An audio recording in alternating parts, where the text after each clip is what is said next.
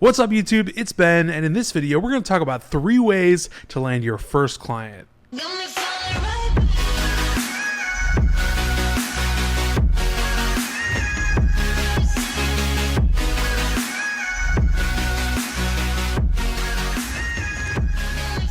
All right, guys, so I really appreciate you checking out my YouTube channel. Please, if you're not already in our Facebook group, join Six Figure Recruiters, link in description. There's over 8,000 recruiters in there, and we would love to have you as part of the Facebook group. Diving right into it, there are 3 specific ways for those of you that are having trouble or struggling right now to get your first recruiting client that I know absolutely work because I've done them all myself. So if that's you right now, I'm going to show you 3 ways that you can get your first client literally by today. The first way that I would highly recommend to get your first recruiting client is to target companies that you know for a fact are hiring. Now, I get it. This sounds super intuitive and simple, but a lot of people don't actually practice this. All right, so here's a few ways that you can actually get in touch with people that you know are hiring. So let's just say you're scrubbing around on the internet and you're on Indeed. Indeed is an amazing way to reverse engineer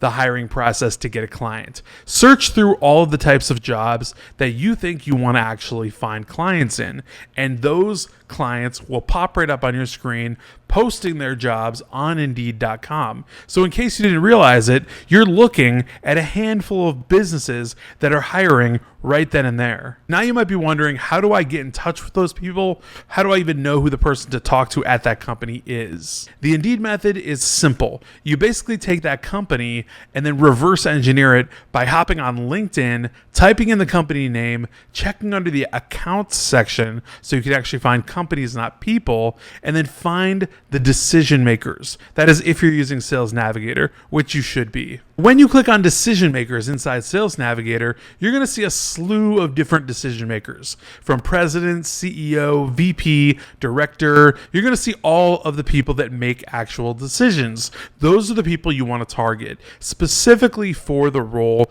that you're looking for. So maybe, let's say you're looking for a financial role, you're definitely going to want to connect with maybe the director of finance. Or if you're looking for something that's in sales that they've posted on Indeed, maybe you want to find the director of sales. All that's left to do at this point by utilizing this reverse Indeed method is by emailing that individual. So of course, you're going to need something like Lead Leaper or Contact Out to basically utilize as a Chrome extension to find their email, grab the email, send them off a sequence or an email one-off just to get their attention and say, hi, I see that you're hosting this position right now, and I wanted to check and see if it's still available or open. This is how you get a response from that particular decision maker on whether or not they're still hiring for that role, or if they'd like to use you to hire for that role, or however it might work. But you get in the door this way. You can start a conversation and hopefully lead that to a phone conversation where you can pitch out your terms, your guarantee, your fee, your net collection, see if they want to agree to that, and then ultimately,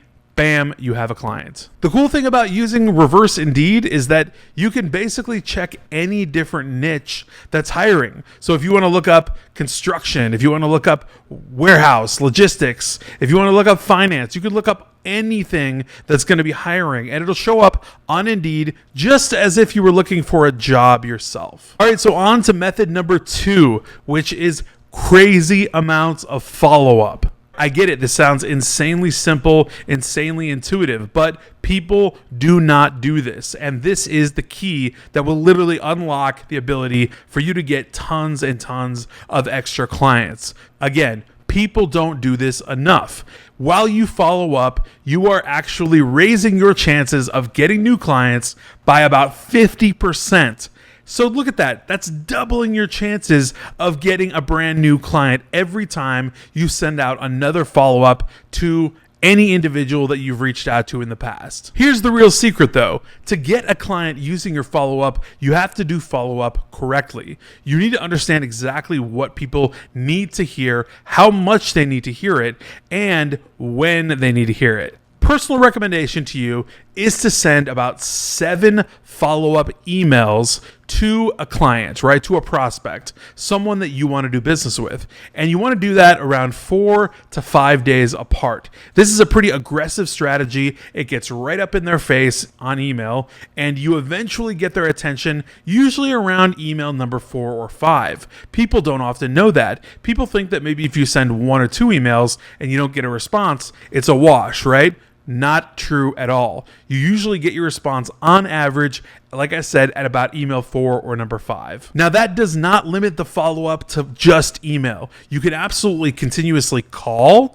on some sort of cadence, maybe every 4 or 5 days, once a week, that sort of thing, but do it on a mass scale, right? Have a lot of different people that you're following up with. In my case, I would say utilize 100, 200, 300 people that you're actually reaching out to on a consistent basis. And really an easy way to do this is to utilize an email CRM that allows you to set up campaigns where the emails just go out automatically. That way you can set up all of your 7 emails that are going to go out consistently just on an automatic basis without having to worry about it. It's kind of the set it and forget it method. If you utilize good follow-up practices, you are virtually guaranteed a client. Because if you're hitting someone that many times over and over and over, they're bound to come back your way. On email number 1, they usually just read it and maybe skip out, or maybe they don't even read it. On email number 2, maybe they miss you because they're out of the office.